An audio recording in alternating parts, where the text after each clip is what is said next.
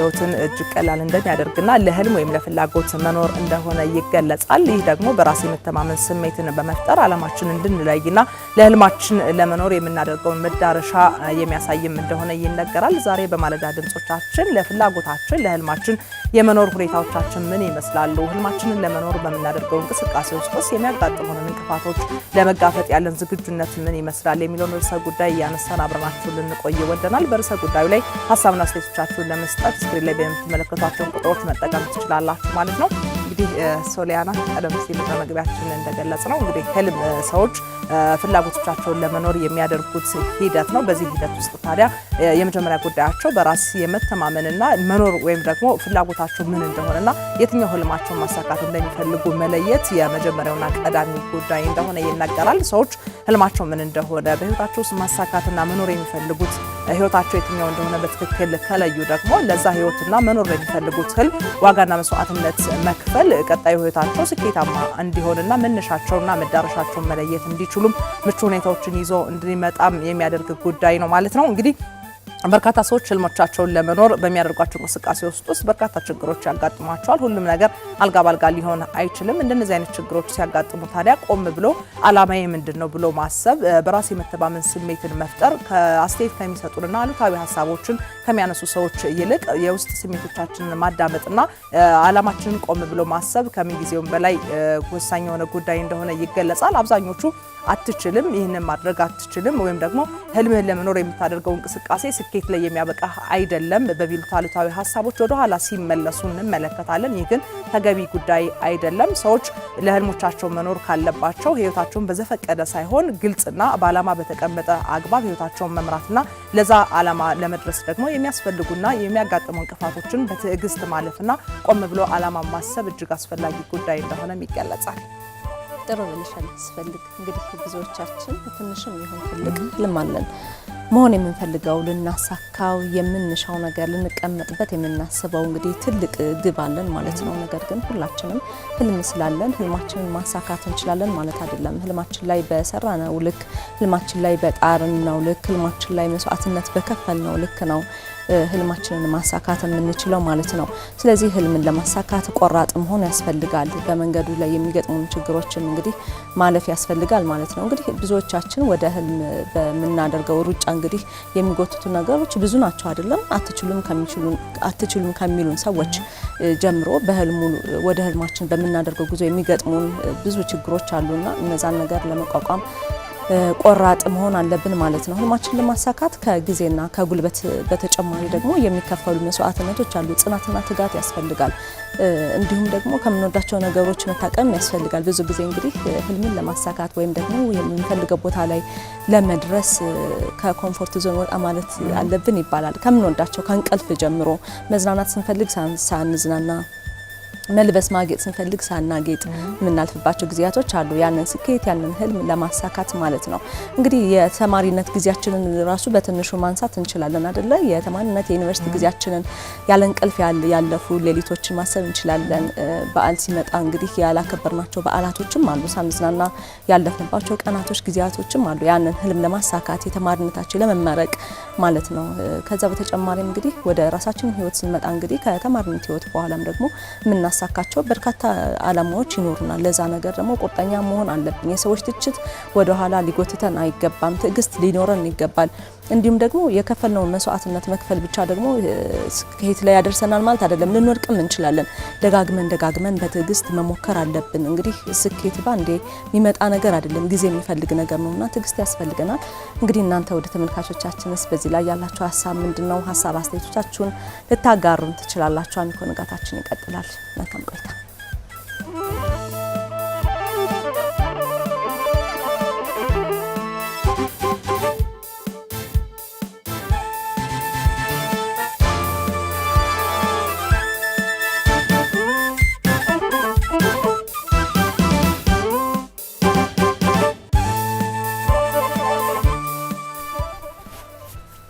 ዓለማችን በ24 ሰዓታት ውስጥ ያስተናገደቻቸው አበይት ክስተቶች ባለማዳር ወደ እናንተ ይደርሳሉ። በዛሬው ዕለት የሚኖሩትን ዋና ዋና ያለማዳር የቅምሻ መረጃዎችን ሊያጋራን ደግሞ ባልደረባችን ዘመኑ ይርጋ ስቱዲዮ ይገኛል። ዘመን እንደምን አደራችሁ? እንደምን አደራችሁ? ሰላም ነን። ምን ጉዳዮችን እንጠብቅ ባለማዳር? መልካም በርከት ያሉ ጉዳዮችን ይዘናል። ለቅምሻ ያክል እንግዲህ ከአፍሪካዊ ጉዳዮች እንጀምራለን። የደቡብ ሱዳን ጉዳይ እንግዲህ የበርካታ የሀገራት ባለስልጣናትን ጉዳይ የሳበ ሆኗል። በደቡብ ሱዳን ያለው ሰብአዊ ቀውስ እየተባባሰ መምጣቱ በርካቶችን እያሳዘነ የመጣ ጉዳይ ነው። በተለይ የውስጥ ሽኩቻ የፖለቲካ ቀውስ በደቡብ ሱዳን ከፍ እያለ ከመምጣቱ ጋር ተያይዞ ከ7.9 ሚሊዮን በላይ ዜጎች ለከፋ ረሃብ ስለመጋለጣቸው እየተገለጸ ይገኛል። ይህንን ጉዳይ እንግዲህ ዓለም አቀፍ መረጃዎች ምን አሉ የሚለውን ጉዳይ ወደ በኋላ በስፋት እንመለከትበታለን። ሌላው አፍሪካዊ ጉዳያችን ደቡብ አፍሪካ እንግዲህ ከሰሞኑን በተለይም ደግሞ ከትናንት በስቲያ ማክሰኞ የነጻነት ቀኗን አክብራ ነበረ።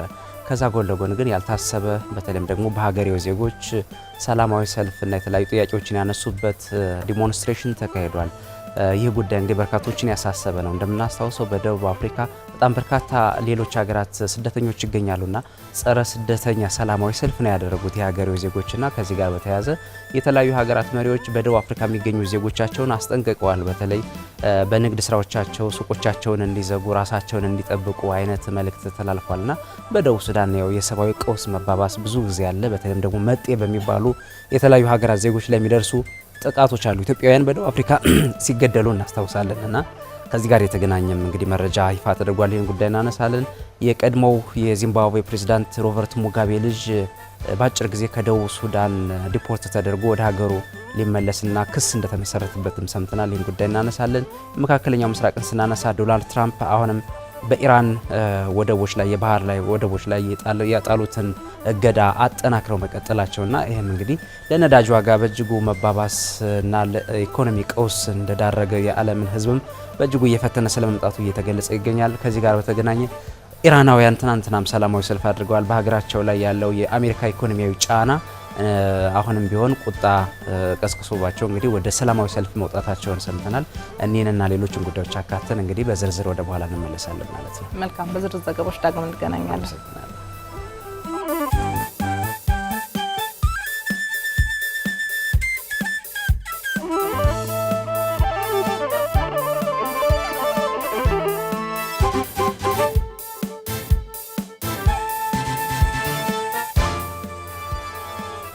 በስፖርት የመረጃ ሰዓታችን በስፋት ከሚዳሰሱ ጉዳዮች መካከል ዋና ዋናዎቹን በቅምሻ መልኩ ሊያጋራን ባልደረባችን አማኑኤል ጸጋይ አጠገባችን የሚገኘው ከሱ ጋር ቆይታ የምናደርግ ነው የሚሆነው።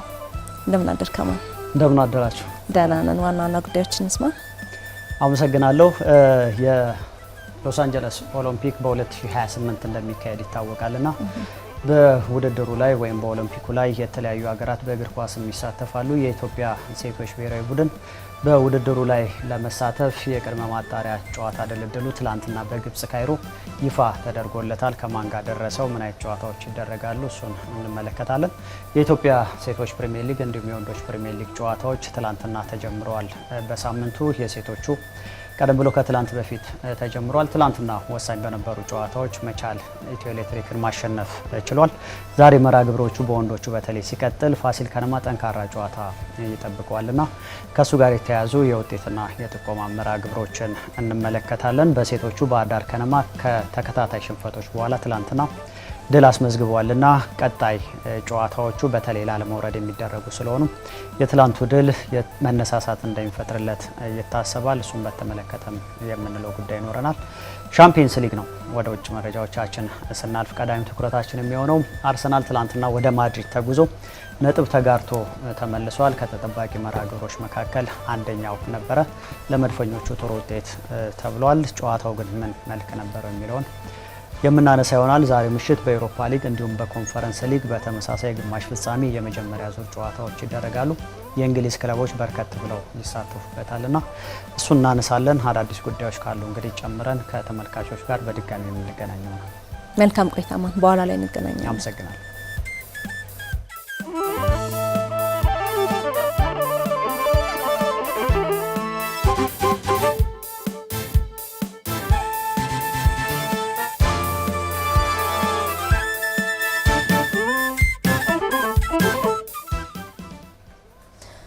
በሚቀጥለው ዓመት ከ20.3 ጊጋዋት በላይ ኤነርጂ ማምረት የሚያስችል የሶላር ሴል የኢትዮጵያ ውስጥ ይመረታል ሲሉ ጠቅላይ ሚኒስትር አብይ አህመድ ገለጹ።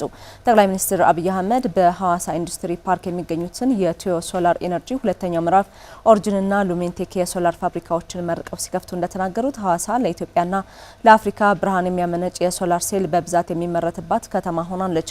በሐዋሳ ኢንዱስትሪ ፓርክ ውስጥ ቶዮን ጨምሮ ትላልቅ ኩባንያዎች የሶላር ኢነርጂ ማምረት መጀመራቸውን ጠቅሰው ወደ ስራ የገቡት የሶላር ማምረቻ ፋብሪካዎች 11.3 ጊጋዋት ንጹህ ኃይል ያመርታሉ ብለዋል።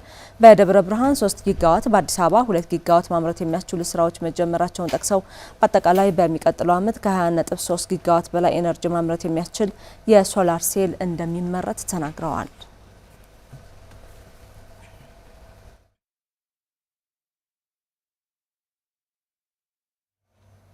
ኢትዮጵያና ደቡብ አፍሪካ የፓርላማ የንግድና የህዝብ ለህዝብ ግንኙነታቸውን ይበልጥ ለማጠናከር ተስማሙ። የውጭ ግንኙነትና የሰላም ጉዳዮች ቋሚ ኮሚቴ ከደቡብ አፍሪካ አምባሳደር ኖንሴባሎሲ ጋር ባደረጉት ውይይት የሀገራቱ ግንኙነት ከኔልሰን ማንዴላ ዘመንና ከፓን አፍሪካኒዝም ንቅናቄ ጀምሮ ጠንካራ መሰረት ያለው መሆኑ ተገልጿል። በአሁኑ ወቅትም የሀገራቱ መሪዎች የጠበቀ ግንኙነት እንዳላቸውና በንግድ እንዲሁም ደግሞ በጸጥታ ጉዳዮች በጋራ እየሰሩ እንደሚገኙም ጭምር ተጠቁሟል። የቋሚ ኮሚቴው ሰብሳቢ ዶክተር ዲማ ኖጎ ኢትዮጵያ የምትከተለው የፓርላማ ዲሞክራሲ ስርዓት መሆኑንና ምክር ቤቱም ወሳኝ የስልጣን አካል መሆኑን አብራርተው ደቡብ አፍሪካም ተመሳሳይ ስርዓት የምትከተል በመሆኗ የልምድ ልውውጥ ማድረግ እንደሚቻልም አመላክተዋል። በተመሳሳይ አምባሳደር ዶክተር የሽ መብራት መርሻ የሀገራቱ ግንኙነት ከ1994 ዓ.ም ጀምሮ እያደገ መምጣቱንና ዘንድሮ የሚካሄደው ሀገራዊ ምርጫም ነጻና ዲሞክራሲ እንዲሆን ዝግጅት መጠናቀቁን ተናግረዋል። አምባሳደር ኖንሴባሎሲ በበኩላቸው የደቡብ አፍሪካ ኩባንያዎች በኢትዮጵያ ለመሰማራት ትልቅ ፍላጎት እንዳላቸውና ለምርጫው ስኬት መልካም ምኞታቸውን ገልጸዋል።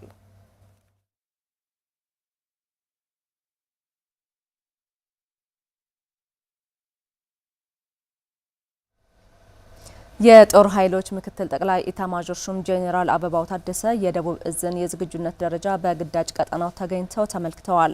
በስፍራው ባስተላለፉት መልእክትም ደቡብ እዝ ማንኛውንም ግዳጅ በድል መፈጸም የሚያስችል አቅም ገንብቷል ብለዋል። ኢትዮጵያ ትላንት ከነበራት አቅም ይልቅ ዛሬ ላይ በሰው ኃይልና በቴክኖሎጂ የተሻለ ደረጃ ላይ እንደምትገኝም ተናግረዋል።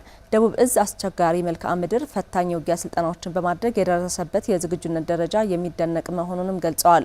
የደቡብ እዝ ዋና አዛዥ ሌተና ጄኔራል ሰለሞን ኢተፋ ደቡብ እዝ በተሰለፈበት የግዳጅ ቀጠና ሁሉ ኢትዮጵያን ከጀመረችው የልዕልና ጉዞ ለማደናቀፍ የሚደረጉ የጸረ ሰላም እንቅስቃሴዎችን እየመከተና እየደመሰሰ ሀገርን ማስቀጠል የቻለ አንጋፋ እዝ መሆኑን ተናግረዋል። ከሀገር መከላከያ ሰራዊት የተገኘው መረጃ እንደሚያመላክተው ሰራዊቱ የኢትዮጵያ ሉዓላዊነት ለመጠበቅና ብሔራዊ ጥቅሟን ለማስከበር ከመቼውም ጊዜ በላይ ዝግጁ ነው ብለዋል። በየትኛውም ተልዕኮ አኩሪ ድል ለማስመዝገብ አስፈላጊውን ዝግጅት ማድረጉንም ገልጸዋል።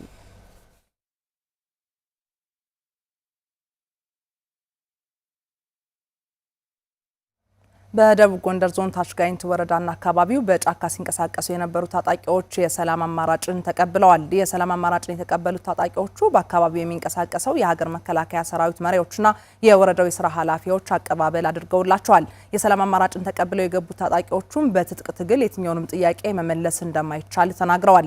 ሌሎችም በጫካ ያሉ ወንድሞቻችን የሰላም አማራጭን በመጠቀም ከትጥቅ ትግል ይልቅ ሰላምን በመምረጥ በልማት ሊሳተፉ ይገባልም ነው ያሉት። ከታች ጋይንት ወረዳ ኮሚኒኬሽን የተገኘ መረጃ እንደሚያመላክተው በማወቅም ሆነ ባለማወቅ የበደልነውን ሕዝብ ለመካስ ዝግጁ ነን ብለዋል ታጣቂዎቹ።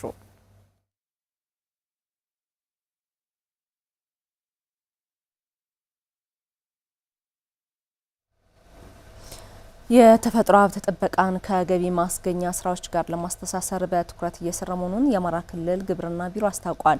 የክልሉ ግብርና ቢሮ የተፈጥሮ ሀብት ጥበቃና ልማት ዳይሬክተር መላለም ምህረቱ እንደ ክልል ያሉ ዝግጅቶችን አብራርተዋል። በአሁኑ ወቅትም ለተከላ የሚሆኑ ጉድጓዶችን የማዘጋጀት ተግባር እየተከናወነ ነው ብለዋል ዳይሬክተሩ። ኢኮኖሚያዊ ፋይዳቸው ከፍተኛ ለሆኑ የዛፍ ዝርያዎች ቅድሚያ ተሰጥቶ እየተሰራ ነው ብለዋል። የአካባቢ ጥበቃን ታሳቢ በማድረግም በተራቆቱና በደጋማ አካባቢዎች የአየር ንብረቱ ተቋቁመው ሊያድጉ የሚችሉ የዛፍ ዝርያዎች ተለይተው እየተዘጋጁ ነው። ባለፉት ዓመታት የደን ሽፋንን ለማሳደግ በርካታ ተግባራት መከናወናቸውንና ተጨባጭ ውጤት መገኘቱንም አቶ ስምላለም ገልጸዋል። የግብርና ባለሙያዎች ለተከላው የሚያስፈልጉ የቴክኒክ ድጋፎችንና የችግኝ አስተዳደር ስራዎችን እንዲያከናውኑ መገናኛ ብዙሃንም ስለ ተከላው አስፈላጊነት ግንዛቤ መፍጠርና የማስተዋወቅ ስራቸውን አጠናክረው እንዲቀጥሉ አሳስበዋል።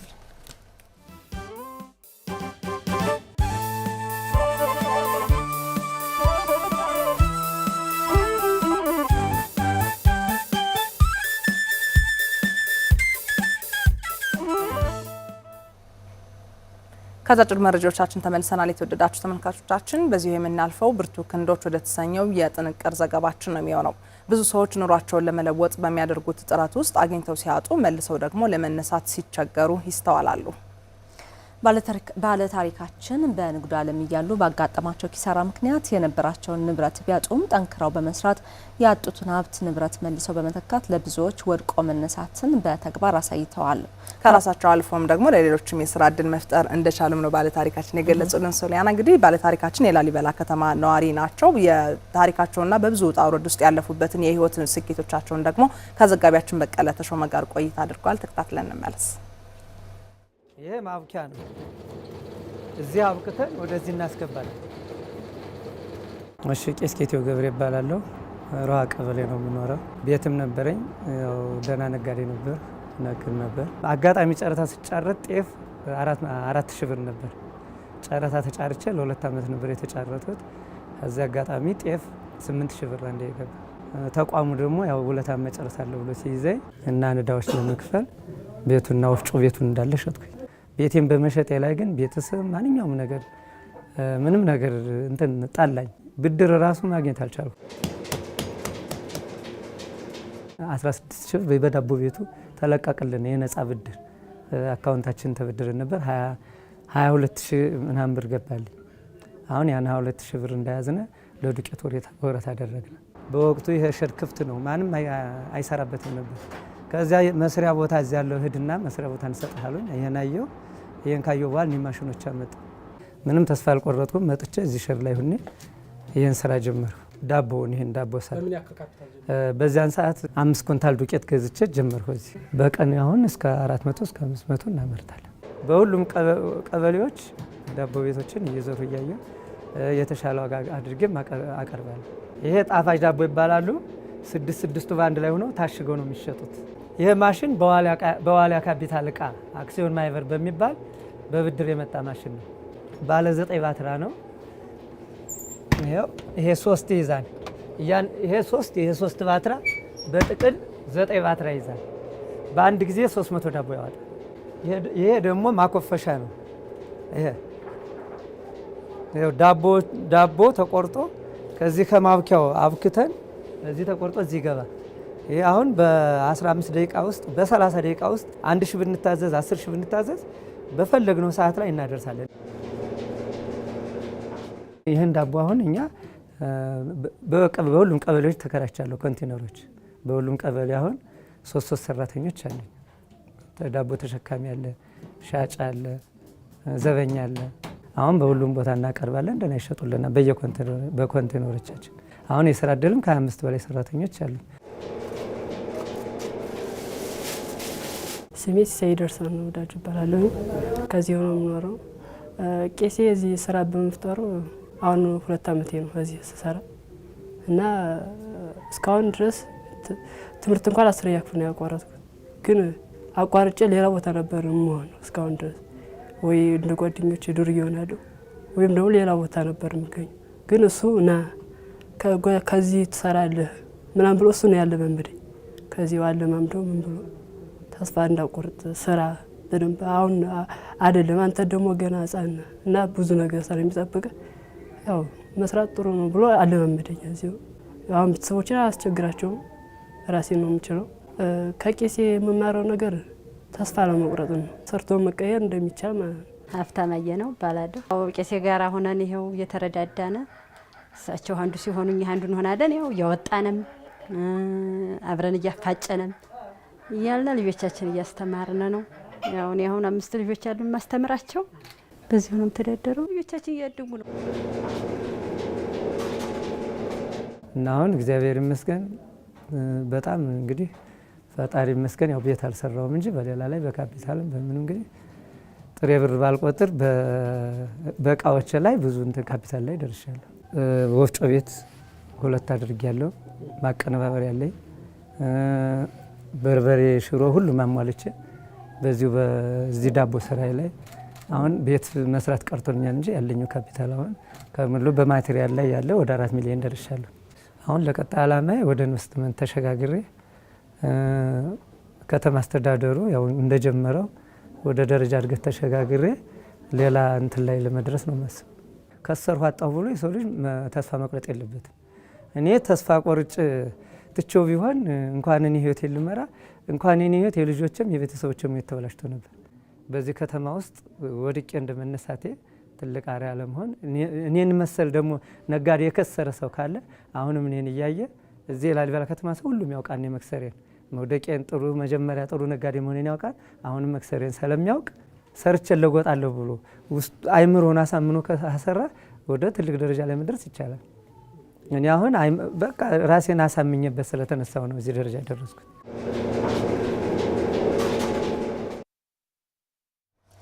አሚኮ ንጋታችንን ቀጥለናል። እንግዲህ መግቢያችን ላይ ወደ አነሳነው ርዕሰ ጉዳይ ነው የምናልፈው። ህልማችንን ለማሳካት ምን ያህል ዋጋ እንከፍላለን? ውጣ ውረዶችን ለመሻገር ያለን ቁርጠኝነትስ ምንድነው ስንል ከናንተ ጋር እንግዲህ የተነጋገርን ነው የምንገኘው ማለት ነው። እንግዲህ ህልማችን ለማሳካት እንግዲህ ካለን የራሳችን ቁርጠኝነት ህልማችን ላይ ከመስራት ባሻገር ደግሞ በመጀመሪያ ደረጃ እንግዲህ ህልማችንን ማወቅ ያስፈልጋል። የት ነው መድረስ የምንፈልገው? ምንድነው መስራት የምንፈልገው? ያ ነገር ህልማችን የት ነው የሚያደርሰን ብሎ ማሰብ ያስፈልጋል። ከዛም በኋላ ደግሞ እቅድም ያስፈልጋል አይደለ? ከጊዜ አንፃር፣ ከገንዘብ አንፃር፣ ከስነ ልቦና አንፃር እንግዲህ መዘጋጀት አለብን። እቅድም ያስፈልጋል። ሌላኛው ደግሞ ብዙዎቻችን ላይ የሚታየው እንግዲህ ወደ ህልማችን ለመቅረብ ስንፈልግ ወይም ደግሞ ህልም ለመጀመር ወይም የሆነ ልንደርስበት የምንፈልገውን ስኬት ለመጀመር ብዙ ጊዜ እንፈራለን አይደለ? ወደዛ ነገር ደፍሮ የመግባት ነገር ላይ ነው የምንፈራው። ስለዚህ እንደምንም ብሎ ከትንሽ ነገር መጀመር ከትልቅ ነገርም አይደለም መጀመር የሚያስፈልገው ከትንሽ ነገር በየቀኑ የምንሰራቸው ትንንሽ ነገሮች አይደለም ወደ ትልቅ የህይወታችን ግብ የሚያደርሰን። ስለዚህ ከትንንሽ ነገሮች መጀመር ትንንሽ ነገሮች ላይ መጀመር ወደ ትልቁ ስኬታችን እንድንደርስ ያደርገናል ማለት ነው። ከዛም በተጨማሪ እንግዲህ አላማችን ላይ ትኩረት ማድረግም ያስፈልጋል። እንግዲህ ወደ አላማችን ላይ እንዳንሰራ የሚያደርጉንን ነገሮች መተውና መሄድ መቻል አለብን። ምን ጊዜም አላማችን ላይ ልንደርስ ከምንፈልገው ነገር ላይ ግባችንን ስኬታችንን እዛ ላይ አድርገን ትኩረታችንን በሙሉ እዛ ላይ አድርገን መስራት አለብን ማለት ነው። ከሚረብሹን ነገሮች በቃ ከኔጌቲቭ ነገሮችም መራቅ አለብን። ትኩረታችንን ጊዜም ህልማችን ላይ መሆን አለበት ማለት ነው።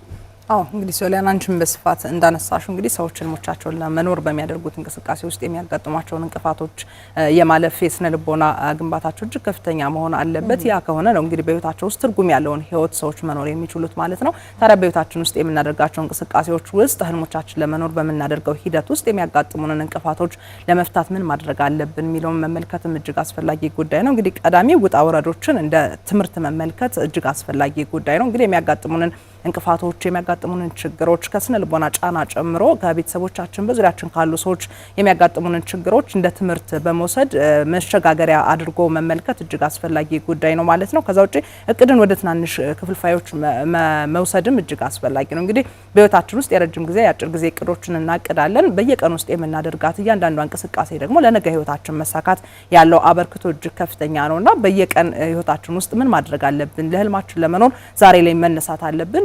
ስንነሳ ደግሞ ምን በመከወን ምን በመጀመር መሆን አለበት የሚለውን በየቀኑ እቅዶችን ማስተካከልም እጅግ አስፈላጊ ጉዳይ ነው ማለት ነው። ከዛ ውጭ ለስሜታችን ሳይሆን ለዲሲፕሊን መገዛት እጅግ አስፈላጊ ጉዳይ እንደሆነ የስነ ልቦና ባለሙያዎች ይነግራሉ። ሰዎች በህይወታቸው ውስጥ ለመኖር የሚያደርጉትን እያንዳንዱ እንቅስቃሴያቸው ውስጥ ማለት ነው በስነ ምግባር ውስጥ ማለፍ አለበት። ተስፋ አለመቁረጥ፣ የሚያጋጥሙንን እንቅፋቶችን በትዕግስት ማለፍ፣ ስሜታዊ አለመሆን። ህይወታችን ስሜታችን መግዛት ካልቻልን ህልማችን መኖር አንችልም። ስለዚህ ሁላችንም ለስሜቶቻችን ከመገዛት ይልቅ ለስነ ምግባሮቻችን መገዛት ከሰዎች ጋርም በአካባቢያችን ካሉ ሰዎችም በዙሪያችን ካሉ ሰዎች ጋርም ደግሞ የመግባባት እድሎችን ፈጥሩልን ይሆናል ማለት ነው። ታዲያ እነዚህን ጉዳዮች መፈጸም ደግሞ ህልሞቻችንን እንድንኖር ስኬቶቻችን ውስጥ እንድንገኝ በህይወታችን ውስጥ አላማ ግብ አስቀምጠን እዛ አላማና ግብ ውስጥ ለመኖር እና ለመድረስ የምናደርገው እንቅስቃሴ ስኬታማ እንዲሆን የሚያስችሉ ጉዳዮች ናቸው። ምን ያክሎቻችሁ ህልሞቻችሁን እየኖራችሁ ነው? ፍላጎቶቻችሁ ላይ ለመድረስስ የሚያጋጥሟችሁን እንቅፋቶች እንዴት እየተወጣችሁ ነው? ልምዶቻችሁን አጋሩን። አሚኮ ንጋታችን አሁንም ወደ እናንተ መድረሱን የሚቀጥል ይሆናል።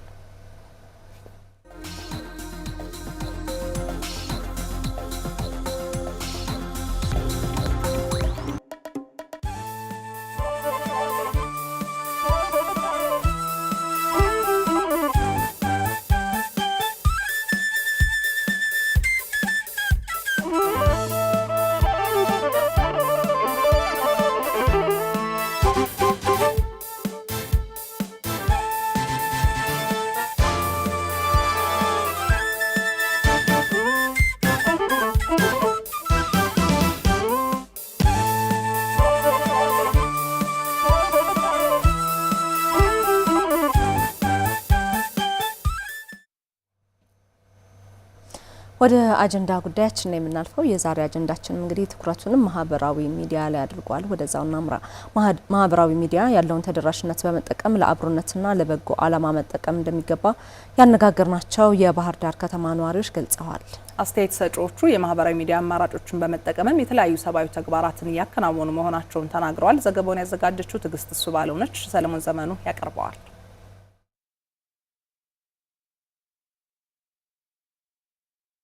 ማህበራዊ ሚዲያ ከቅርብ ጊዜ ወዲህ ለልዩነትና ለአሉታዊ ወሬዎች መነሻ እየሆነ መምጣቱ በተደጋጋሚ ይነገራል። ይሁን እንጂ መድረኩን ለበጎ ዓላማ፣ ለተቸገሩ አለኝታ ለመሆንና ለሰብአዊነት ተግባር የሚያውሉ ግለሰቦችና ቡድኖች ቁጥርም ቀላል አይደለም። ወይዘሮ ነበቡ አየነው ማህበራዊ ሚዲያን ለበጎ ዓላማ ከሚጠቀሙ ሰዎች አንዷ ናቸው። የማህበራዊ ሚዲያ አጠቃቀማችንን በማስተካከል ቴክኖሎጂውን ከመጥፎ ድርጊቶች በመጠበቅ ለመልካም ዓላማ ብቻ ማዋል እንደሚገባ አስተያየታቸውን ነግረውናል። ሶሻል ሚዲያ በመልካም ነገር ከተጠቀምሹ መልካምነቱ ይበለጽጋል፣ በመጥፎ ከተጠቀምሹ ደግሞ ግለሰብን፣ ሀገርን፣ ወገንን ይጎዳልና እኔ ደግሞ በዚህ ላይ ትኩረት አድርጌ የምሰራው በጎ ነገርን ብቻ ስለሆነ አንደኛ ብዙ ወገኖቻችንን ከችግራቸው ሙሉ ለሙሉ ባንቀርፍ እንኳን የተወሰነ ነገር ከፍ እንዲሉ የምናደርግበት ሁኔታ ነው። ኢብን ለሀገርም አስተዋጽኦ አለው። እውነት ለመናገር ዛሬ 5-6 ሰዎች እየደገፍን በምንሄድበት ሰዓት የማህበረሰቡን ችግርም እያቃለልን ስለሆነ የምንሄድ ሁሌም ማህበረሰቡ ሶሻል ሚዲያውን ለበጎ ነገር መጠቀም አለበት። አብዛኛው የማህበረሰብ ክፍል የማህበራዊ ሚዲያ ተጠቃሚ ስለሆነ መድረኩን ለበጎ ዓላማ ከማዋል ባለፈ ራስን ለመለወጥ መስራት እንደሚገባም ወይዘሮ ነበቡ አየነው አንስተዋል። ከህፃናት ጀምሮ እስከ አዋቂ ድረስ የዚህ ሚዲያ እንትን ሆነናል፣ ተጠቃሚ ሆነናልና ሁሌም ማህበረሰቡ የሚጠቀመው አካል በሙሉ በጎ ነገር እንዲሰራበት በሚል አሁን ሚዲያዎችን ብዛት በምናይበት ሰዓት የንግድ ስራዎችን ነው እያስተዋወቁባቸው ብዛት ያሉ በጎ ነገሮችን እየሰሩባቸው ኢቭን ቢዝነስም እያደረጓቸው ነው ያሉና ለበጎ ነገር ስንጠቀም እኛም ሁሌም በጎ ነገር እናገኛለን። ማህበራዊ ሚዲያን ለበጎ ዓላማ ከሚጠቀሙ ግለሰቦች መካከል ጠበቃ ጀንበሬ ወርቄ አንዱ ናቸው። መድረኩን ለመልካም ስራዎች ማሳለጫ እንደሚጠቀሙበትም ሐሳባቸውን አጋርተውናል። ማህበራዊ ሚዲያን በመልካም ነገር መዋል ነው ብዙ ጊዜ እምወደውም እማደርገውም። መጥፎ ነገር ሳይም አላነብም፣ አልፌ ነው የምሄደው። ምክንያቱም አንዳንድ ያላዋቂ ሳሚ እንደሚባሉ ሰዎች ያላዋቂ የሚጠቀሙ ሚዲያው ላይ የሚጠቀሙ ሰዎች የሆነውንም ያልሆነውንም መረጃ ያለውንም የሌለውንም ይልጥፋሉና እሱ እንደ ማህበረሰብም እንደ አገርም አደጋ ነውና መልካም ነገር ሲሆን በዓሎች ሲደርሱ እንኳን አደረሳችሁ ለማለት ድንቃድንቅ ነገሮች ሲኖሩ ሰው ያንን ግንዛቤ እንዲወስድበት የማድረግ እንጂ በሌሎች ተግባር ላይ ብዙም አልጠቀምበትም፣ አልገለገልም። ማህበራዊ ሚዲያን ሰዎችን ለመርዳትና ለበጎ ተግባራት ብቻ ማዋል እንደሚገባ ያነሱት ጠበቃ ጀንበሬ በተለይም ወጣቶች መጥፎ መልእክቶችንና ድርጊቶችን ከማናፈስ ተቆጥበው በመልካም ተግባራቸው ለሌሎች አርአያ ለመሆን እንደሚገባ አሳስበዋል። ሃይማኖትን ከሃይማኖት ብሔርን ከብሔር የሚያጋጩ ሁሉ ጽሁፎች ይወጣሉ አንዳንዴና ማህበራዊ ሚዲያን ሰዎች ለመልካም ነገር ቢጠቀሙበት መልካም ነገር ያተርፉበታል፣ ሰውም ይደግፉበታል፣ ያግዙበታል። ሌላው ህብረተሰብ መማር ያለበት ከኛ እኛ የምናደርገው መከተል። የማህበራዊ ሚዲያ ተከታይ የሆነሽ ጓደኛሽ የለጠፍሽውን የተቸገረውን ሰው የለጠፍሽውን ስም፣ ሁኔታ፣ ድርጊትን ሲያይ ያዝናል። ሰው ነውና ያዝናል። በዛ መንገድ ድጋፉን ይቀጥላልና ሌሎችም ሰዎች መማር ያለባቸው ይሄን ነው። በተለይ ወጣቶችን መመክረው በማህበራዊ ሚዲያ መጥፎ ነገር ከማድረግ ይልቅ መልካም ነገር ማድረግ ትልቅ እርካታ አለ። ቴክኖሎጂውን ራስን በእውቀት ለማበልጸግ አዳዲስ ክህሎቶችን ለመማር ሰዎችን ለመርዳትና ከስኬታማ ሰዎች ልምድ ለመቅሰም ልንጠቀምበት እንደሚገባም መክረዋል። እዚሁ የአጀንዳ ጉዳያችን ላይ ነው ቆይታ የምናደርገው። ማህበራዊ ሚዲያ መረጃን በአጭር ጊዜ ለብዙሃኑ ተደራሽ በማድረግ አይነተኛ ሚና ይጫወታል። ይሁን እንጂ የተዛቡ መረጃዎች በፍጥነት ሊሰራጩ የሚችልበት የሚዲያ ዘርፍ በመሆኑ አጠቃቀምን ማስተካከልና ትክክለኛነቱን ማረጋገጥ ተገቢ ስለመሆኑም ይመከራል። ማህበራዊ ሚዲያን እንዴት መጠቀም እንዳለብንና ለሰላም ለአብሮነትና ለልማት መዋል እንደሚገባ በባህር ዳር ዩኒቨርሲቲ የጋዜጠኝነትና ስነ ተግባቦት ትምህርት ክፍል መምህር ከሆኑት ስንታየው ገብሩ ጋር ዘጋቢያችን ትዕግስት እሱ ባለው ቆይታ አድርጋለች። አብረን እንከታተል።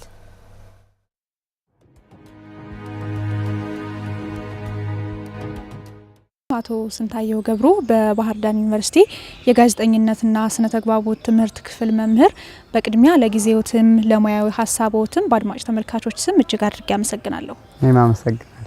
ዛሬ እንግዲህ ማህበራዊ ሚዲያዎችን እንዴት ነው ለበጎ ዓላማ መጠቀም ያለብን በሚለው ርዕሰ ጉዳይ ላይ ቆይታ እናደርጋለን። አሁን ባለው የዲጂታል ዓለም ውስጥ የማህበራዊ ሚዲያዎች ተጽዕኖ ምን ይመስላል?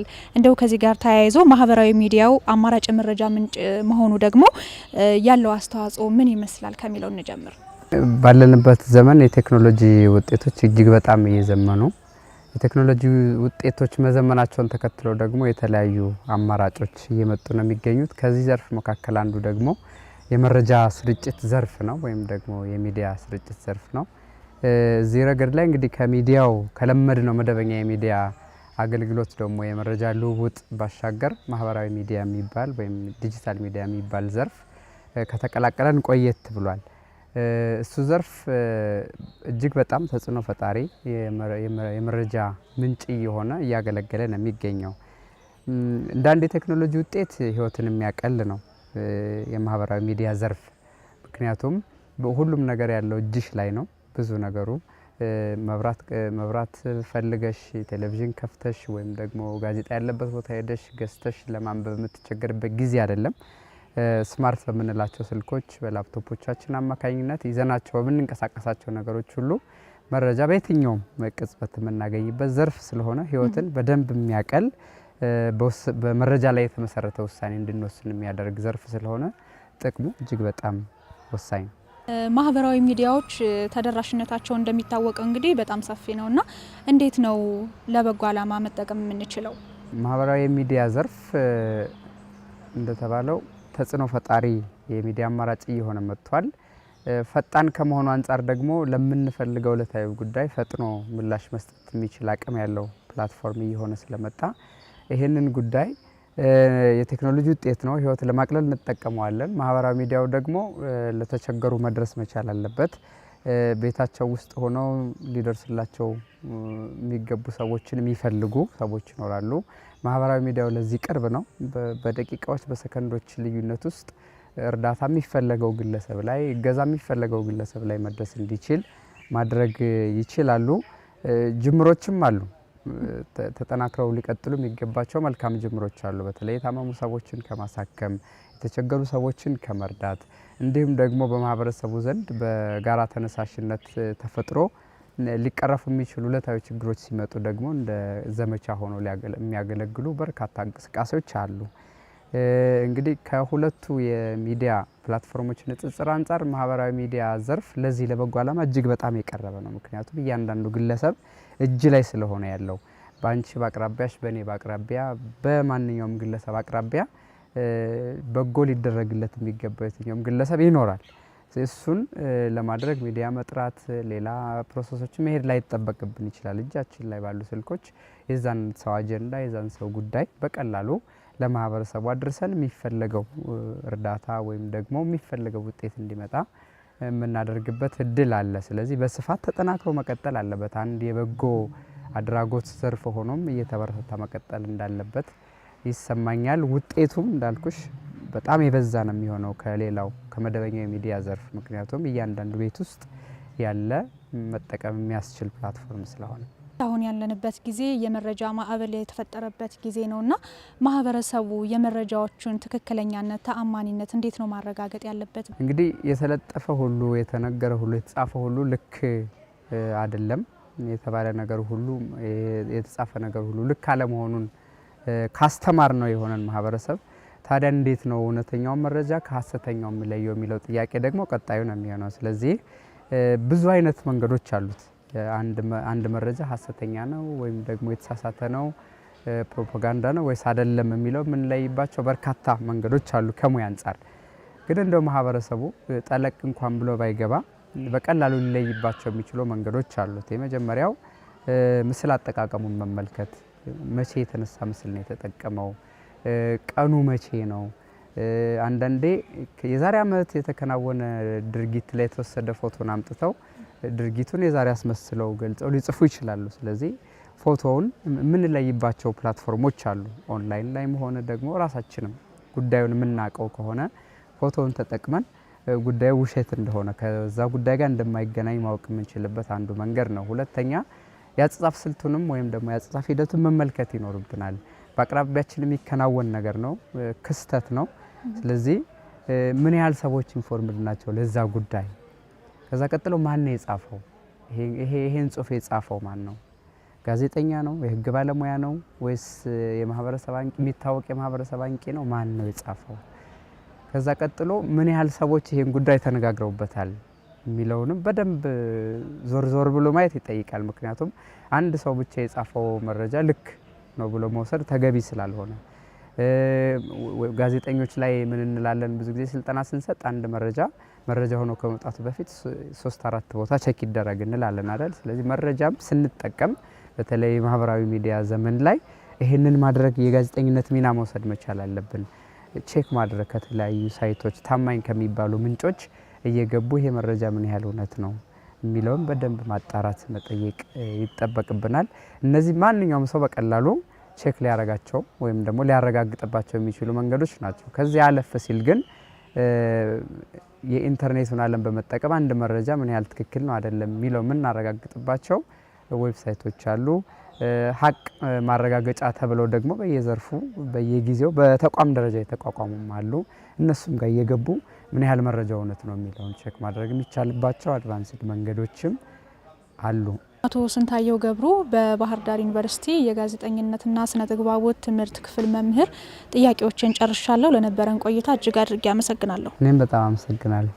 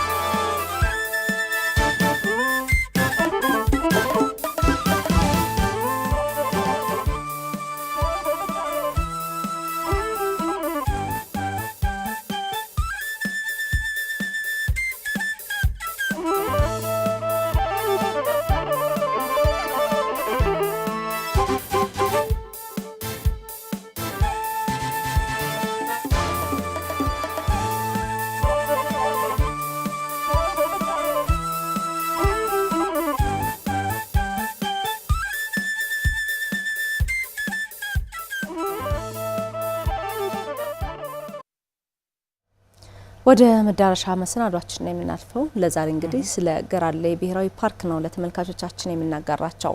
ገራሌ በኢትዮጵያ በተፈጥሮ ጸጋና በብዝሃ ሕይወት የታደለ ከተመሰረተ ጥቂት ዓመታትን ያስቆጠረ ብሔራዊ ፓርክ ነው። ፓርኩ እንግዲህ 38580 ሄክታር የሚሸፍን ሲሆን የተለያዩ የዱር እንስሳትና አዕዋፋትን በፓርኩ ይገኛሉ። የፓርኩን አጠቃላይ ገጽታ ደግሞ ኪሩቤል ተሾመ እንደሚከተለው ያስቃኘናል። በኢትዮጵያ ከሚገኙ ብሔራዊ ፓርኮች መካከል በቆዳ ስፋት በግንባር ቀደምትነት ከሚነሱት ተርታ ተሰልፏል። መልከ ብዙ የዱር እንስሳት መኖሪያ መሆኑም ተነግሮለታል። በታላቅ የተፈጥሮ ጸጋ የተሞላና በብዝሃ ሕይወት የታደለ በደቡብ ምስራቅ ኢትዮጵያ የሚገኝ የተሰወረ እንቁም ተብሏል። ለተፈጥሮ ወዳጆች፣ ለተጓዦችና ለአሳሾችም ልዩ ስጦታ ነው በሚል ተሞካሽቷል። አንድ በአስራዎቹ የእድሜ ክልል የሚገኝ ወጣት እድሜ ያለው ፓርኩ በ1999 ዓ.ም በብሔራዊ ፓርክነት በአዋጅ ተመስርቷል። በሶማሌ ክልል በሊበን ዞን በሁደት በሙባረክና በሞያሌ ወረዳዎች ውስጥ ይገኛል። ከአዲስ አበባ 901 ኪሎ ሜትር ከሞያሌ ከተማ በ120 ኪሎ ሜትር ርቀት ላይ ይገኛል። 38580 ሄክታር የሚሸፍን ሰፊ የተፈጥሮ ቦታ ነው። አሁን ፓርኩን ለማወቅ አዳጋች አይሆንም። ገራሌ ብሔራዊ ፓርክ ይባላል። የገራሌ ብሔራዊ ፓርክ ቀደም ሲል ቁጥጥር የሚደረግበት በአደን ቦታነት የሚታወቅ ሲሆን በዚህ ጊዜ ግን የዱር እንስሳት በነጻነትና በጥበቃ የሚኖሩበት ሰላማዊ መጠለያ ሆኗል። ፓርኩ ለበርካታ ብርቅዬ እንስሳትና ለተለያዩ የአዋፍ ዝርያዎች አስተማማኝ መኖሪያም ነው። ጥናት መሰረት በማድረግ 36 የሚደርሱ አጥቢ የዱር እንስሳትና 183 ገደማ አዕዋፋት ይገኙበታል። ዝርያቸው በመመናመን ላይ ያሉት አንገተ ረጅሞች ሚዳቋ መሰል እንስሳት ገረኑክ መጠለያም ነው። ቀጭኔ፣ ዝሆን፣ ጥቁር አውራሪስ እና ለሌሎች የዱር እንስሳት ለኑሮ ምቹ መሆኑ ተረጋግጦ ጥበቃ ለማድረግ ፓርክ ሆኖ ተከልሏል። በዋናነት የቀጭኔዎች መኖሪያ በሚል ስሙ ተነስቷል። ሳላ፣ የቆላ አጋዘን፣ አምባራይሌ፣ የሜዳ ፍየል፣ ነብር፣ አቦ ሸማኔ፣ ተኩላ፣ ቀበሮና ጅብ በብዛት ይገኙበታል። ደጎዲ፣ የሰንደዶ ወፍ፣ ክንፈነጭ፣ እርግብና ጅራተ ነጭ ስዋሎ የጎብኚዎች ቀልብ ሳቢዎች ናቸው። በፓርኩ የሌሊት ወፍን ጨምሮ በአካላቸው አነስተኛ የሆኑት ሳይቆጠሩ 27 ትልልቅ አጥቢ እንስሳት ይገኛሉ። በዳዋ ወንዝ ተፋሰስ አቅራቢያ የሚገኝ በመሆኑ ለዓይን የሚማርኩና ለፎቶግራፍ አመቺ የሆኑ ድንቅ መልክዓ ምድሮች አሉት። በዚህ ብሔራዊ ፓርክ ከኛ የሚጠበቀው ተፈጥሮን ባለመበከል መዝናናት ነው። አዳዲስ የጉዞ ልምዶችን ለሚያካሂዱም ተመራጭ ስፍራ ነው። የአየር ጠባዩ በከፊል ሞቃታማ ሲሆን ወደ ፓርኩ ስናመራ ቢያንስ ለተወሰኑ ሰዓታት ቆይታ ልናደርግ ስለምንችል የአስጎብኚዎችን መመሪያዎች በማዳመጥ አለባበሳችንን ማስተካከል፣ ከአየር ጠባዩ ጋር ተስማሚ ማድረግ ይጠበቃል ብናል። ፓርኩ በአመት ለ6 ወራት ዝናብ አያገኝም። ዝናብ የሚጥልባቸው ወራትም ከመስከረም እስከ ህዳርና ከሚያዝያ እስከ ሰኔ ብቻ ናቸው። የግራር ዛፎች፣ አጫጭር ቁጥቋጦዎች በሳር ከተሸፈነው የተንጣለለ ስነ ምህዳር ጎላ ብለው በጎብኚዎች በተመልካቾች እይታ ውስጥ ይገባሉ። በፓርኩ ዙሪያ ነዋሪዎች ስለማይበዙ የዱር እንስሳቱ ወደ ሌላ ስፍራዎችም ሆነ አካባቢዎች እንዳይሸሹ አስተዋጽኦ አበርክቷል። ወደፊት ፓርኩን በማልማት ካለበት ደረጃ የበለጠ ከፍ በማድረግ ማህበረሰቡና ሀገር ተጠቃሚ እንዲሆኑ እንዲሁም ፓርኩ በዓለም አቀፍ ደረጃ እውቅና እንዲቸረው የፓርኩ ደህንነት ያሳስበኛል፣ ጉዳዩ ይመለከተኛል የሚሉ አካላትና ተቋማት መዋዕለ ንዋያቸውን እንዲያፈሱ ገራሌ ብሔራዊ ፓርክ ውስጥ እየሰሩ ያሉ ባለሙያዎች ጥሪያቸውን እያቀረቡ ይገኛሉ። የቱሪዝም ሚኒስቴር፣ ጋዜጣ ፕላስ፣ ኤንቢሲ ኢትዮጵያ በመረጃ ምንጭነት ተጠቅመናል።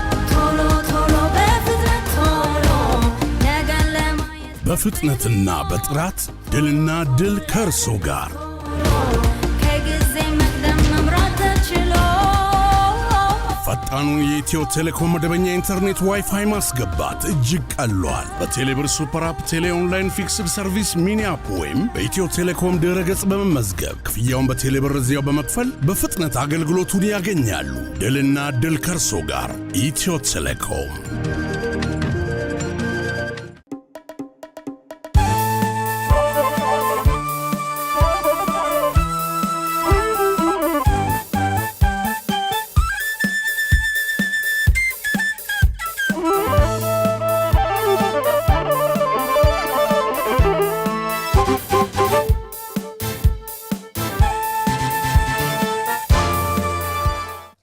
ከአማራ ሚዲያ ኮርፖሬሽን የሐሙስ ማለዳ ንጋታችንን በቀጥታ እየተከታተላችሁ ነው ተመልካቾቻችን። መርጣችሁ ማለዳችሁን ከኛ ጋር ስላደረጋችሁ ደግሞ እናመሰግናለን። የቢዝነስ የዘገባ ሰዓታችን ላይ ነው የምንገኘው። ቤተልሔም ሞገስ የተመራረጡ መረጃዎቿን ይዛ አጠገባችን ነው የምትገኘው። ከሱ ጋር ቆይታ የምናደርግ ነው የሚሆነው። እንደምን አደርሽ ቤቲ? ሰላም፣ እንዴት አደራችሁ? ደህና ነን። መልካም ቆይታ ነው። አመሰግናለሁ። ጤና ይስጥልን የተወደዳችሁ ተመልካቾቻችን፣ የሰዓቱ የቢዝነስ ዘገባችን ተጀምሯል። አብራችሁን ቆዩ። የናፍጣ ነዳጅ የአቅርቦት መጠን ከትላንት ጀምሮ ከመካከለኛው ምስራቅ ጦርነት በፊት ወደ ነበረበት እንዲመለስ መደረጉን የገንዘብ ሚኒስተር አህመድ ሽዴ አስታወቁ። የገንዘብ ሚኒስተሩ አህመድ ሽዴ ወቅታዊ የዓለም የነዳጅ ሁኔታን በማስመልከት ለመገናኛ ብዙሃን ማብራሪያ ሰጥተዋል። በማብራሪያቸውም ከጦርነቱ በፊት የናፍጣ ነዳጅ አቅርቦት በቀን 9 ሚሊዮን ሊትር እንደነበር አስታውሰዋል። ከጦርነቱ በኋላም የናፍጣ አቅርቦት በግማሽ ቀንሶ አቅርቦቱ ወደ 4.5 ሚሊዮን ሊትር ዝቅ ብሎ እንደነበር ተገልጿል። ከትናንት ጀምሮ በሁሉም ክልሎችና ከተማ አስተዳደሮች የናፍጣ አቅርቦት ከጦርነቱ በፊት ወደ ነበረበት በቀን 9 ሚሊዮን ሊትር እንዲመለስ መወሰኑን አስታውቀዋል። አጠቃላይ የድጎማ ክምችቱ 300 ቢሊዮን ብር መድረሱን አብራርተዋል። በዚህም መንግስት የእርሻ የውጭ ንግድና ሌሎች ስራዎችን ታሳቢ በማድረግ የዓለም የነዳጅ አቅርቦትን በቀነሰበት ወቅት ከፍተኛ ወጪ በማድረግ አቅርቦቱን ወደ ነበረበት እንዲመለስ ማድረጉን ገልጸዋል። ዘገባው የአሚኮ ዲጂታል ነው።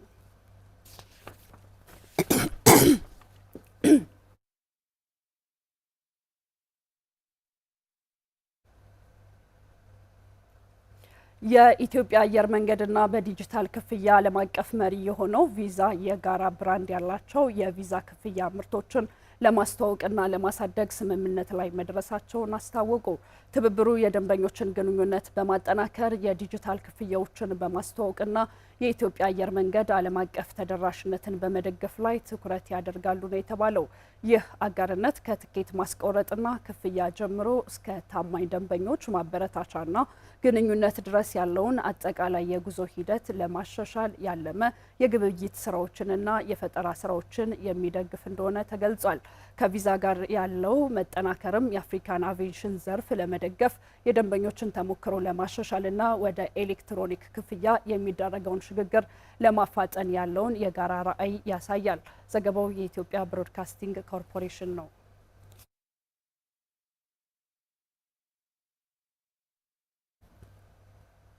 ወደ ዝርዝር ጉዳያችን እንለፍ። በዘንድሮ ዓመት የጎብኚዎች ቁጥር፣ የቆይታ ጊዜና ከጎብኚዎች የተገኘው ገቢ ከፍተኛ መነቃቃት ያሳየ መሆኑን የጎንደር ዓለም አቀፍ ቅርሶች አስተዳደር አስታወቀ። ባለፉት 9 ወራትም በአማራ ክልል ከ40 ሚሊዮን በላይ የሀገር ውስጥና የውጭ ሀገር ቱሪስቶች ጉብኝት አድርገዋል። በአማራ ክልል በዘንድሮ ዓመትም የቱሪዝም እንቅስቃሴ ከ16 ቢሊዮን ብር በላይ ገቢ መገኘቱን የክልሉ ባህል ቱሪዝምና ስፖርት ቢሮ አስታውቋል። አሻግሪ መንገሻ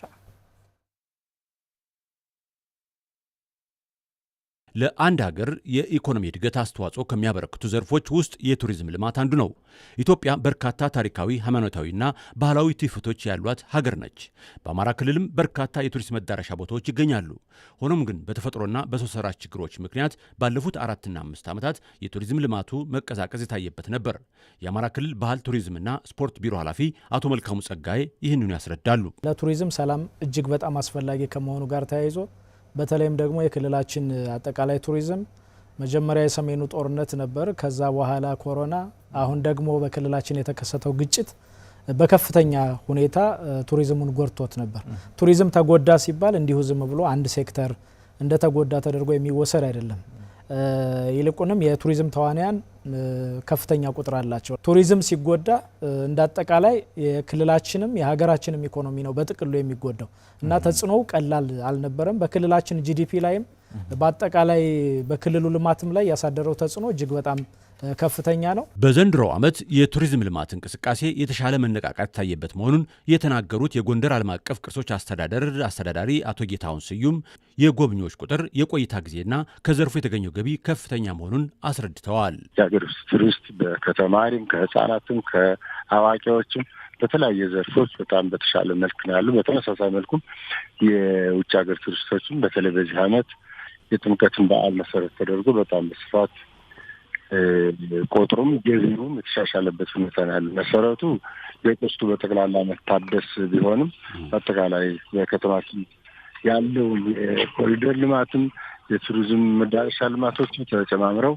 የተፈጠረው ድል ይመስለኛል በተሻለ መልክና ቁጥር ነው ያለው። በክልሉ በዘንድሮ ዓመት ሃይማኖታዊ፣ ባህላዊና የተለያዩ ፌስቲቫሎች በደማቅ ሁኔታ መከናወናቸውን የተናገሩት አቶ መልካሙ ጸጋዬ ይህም በከፍተኛ ሁኔታ የቱሪዝም ልማቱ እየተነቃቃ መምጣቱን ያሳየ ነው ብለውታል። በክልላችን እየመጣ ባለው የሰላም ሁኔታ ወይም ባለው መሻሻል ደግሞ መልሶ የቱሪዝሙን ሁኔታ የማነቃቃት ስራዎችን ስንሰራ ነው የቆየ ነው።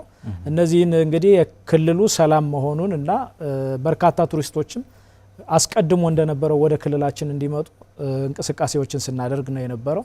አንደኛ የቱሪዝም ሀብቶቻችን በተገቢ መንገድ የማስተዋወቅ ነው። ሁለተኛ ደግሞ በግጭትም ውስጥ ሆነንም ቢሆን በርካታ ቅርሶቻችን በፌዴራል መንግስቱም በክልል መንግስትም የማደስ የመጠገን ስራዎች እንዲሁ በስፋት ስንሰራ ነው የቆየ ነው። እንዳጠቃላይ ግን የክልላችን የጸጥታ አካላት ከዛ በተጨማሪ ከፍተኛ አመራሮቻችንም በቅንጅት የክልሉ ቱሪዝም መልሶ እንዲነቃቃ ከማድረግ አንጻር በርካታ ስራዎችን እንድንሰራ ከፍተኛ እገዛ ነው ሲያደርጉ የነበሩት። በዚህም የክልላችን አጠቃላይ የቱሪዝም እንቅስቃሴ አሁን ወደ ነበረበት ደረጃ ባይደርስም መሻሻሎችን እያሳየ ይገኛል። ባለፉት 9 ወራት በክልሉ ከ40 ሺህ በላይ የሀገር ውስጥና የውጭ ሀገር ቱሪስቶች ክልሉን የጎበኙ ሲሆን ከጎብኚዎችም ከ16 ቢሊዮን ብር በላይ ገቢ መገኘቱን የቢሮው ኃላፊ አቶ መልካሙ ጸጋዬ ገልጸዋል። በአንጻራዊነት በዚህ ዓመት የተሻለ ውጤት አስመዝግበናል። አንደኛው ከስራ እድል ፈጠራ አንጻር ወደ 152 ሺህ የሚሆኑ ወጣቶች በአዲስ ወደዚህ ስራ እንዲገቡ ለማድረግ ችለናል። ይህ ማለት ቱሪዝሙ መነቃቃት ጀምሯል ማለት ነው። ከዚህ በፊት የነበሩትን ሰራተኞች የሚቀንስ አስጎብኝ ድርጅት፣ የነበሩትን ሰራተኞች የሚቀንስ ሆቴል፣ የነበሩትን ሰራተኞች የሚቀንስ ሪዞርት ነው የነበረው። አሁን እነዚህን ሰራተኞች በአዲስ በቋሚም በጊዜያዊም አኮሞዴት ማድረግ መቻል የክልላችን የቱሪዝም አጠቃላይ እንቅስቃሴ ወደ ነበረበት እየመጣ መሆኑን ያሳያል። ከዛ በተጨማሪ እንግዲህ ወደ 16 ቢሊዮን ብር የሚደርስ ገቢ ነው ያገኘ ነው። ይህ ገቢ ዝም ብሎ የተገኘ አይደለም። በተለይም መዳረሻ ልማቶች አካባቢ ያለው ሁኔታ ቱሪስቶች በዛ አካባቢ እንዲቆዩ እድል ፈጥሮላቸዋል። ይህ ማለት የቱሪስቶችን የቆይታ ጊዜ አራዝሟል። የቱሪስቶች የቆይታ ጊዜ ተራዘመ ማለት ደግሞ ክልሉም አጠቃላይ ከቱሪዝም ሴክተር የሚገኘው ገቢ ይጨምራልና በገቢም በቱሪስት የቆይታ ጊዜም እንዳጠቃላይ የተሻለ ውጤት ያስመዘገብንበት ዓመት ነው። በቱሪዝም ልማቱ እየታየ ያለውን መነቃቃት ለማስቀጠልና በዘርፉ የሚገኘውን ጥቅም ለማሳደግ በየድርሻው ያሉ የቱሪዝም ሴክተሮችና ህብረተሰቡ የበኩሉን ሚና መወጣት እንዳለበት ከክልሉ ባህል ቱሪዝምና ስፖርት ቢሮ ጥሪ ተላልፏል። ወደ ውጭ የቢዝነስ ዜናችን እንለፍ። በአፍሪካ ለመጀመሪያ ጊዜ የተመረተው የሊቲየም ሰልፌት ከዚምባብዌ ወደ ውጭ ገበያ ተላከ። ዚምባብዌ የመጀመሪያውን የሊቲየም ሳልፌት ምርት ወደ ውጭ የላከች ሲሆን ይህም ሀገሪቱ የባትሪ ማዕድናት ማቀነባበሪያ ማዕከል ለመሆን ለያዘችው ተስፋ ትልቅ ምርታ ተደርጎ ተወስዷል። የቻይና ባለሀብቶች ዚምባብዌ በፈቀደችው የጥራት ደረጃ ማዕድኑን ለማቀነባበር በሚያስችሉ ፋብሪካዎች ላይ በሚሊዮን የሚቆጠር ዶላር ወጪ አድርገዋል። ይህም ለመጀመሪያ ጊዜ በዚምባብዌ ተቀነባብሮ ወደ ውጭ ገበያ የተላከው ዢጂያንግ ሁዋዩ ኮባልት በተሰኘው የቻይና ኩባንያ በሚተዳደረው የአርካ አይዲያ ማዕድን ማውጫ ማዕከል ሲሆን ማዕከሉ በአመት እስከ 50 ሺህ ሜትሪክ ቶን ሊቲየም ሰልፌት የማምረት አቅም አለው። መረጃው የአፍሪካ ኒውስ ነው።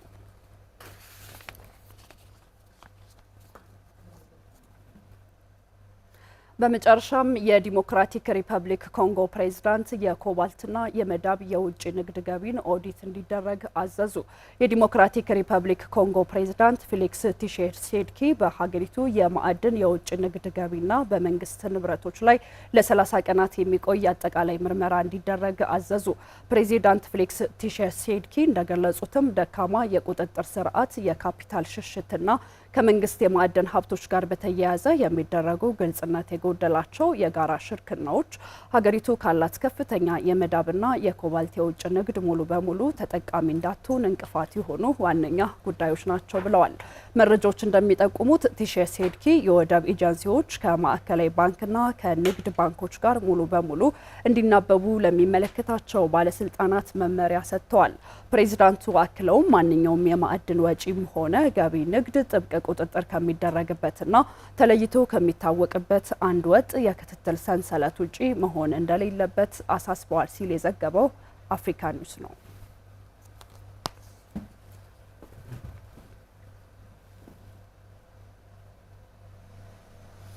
ሶሊ እናስፈልግ የቢዝነስ መረጃዎች ተጠናቀዋል። ወደ እናንተ እንመለስ። እናመሰግናለን ቤት መልካም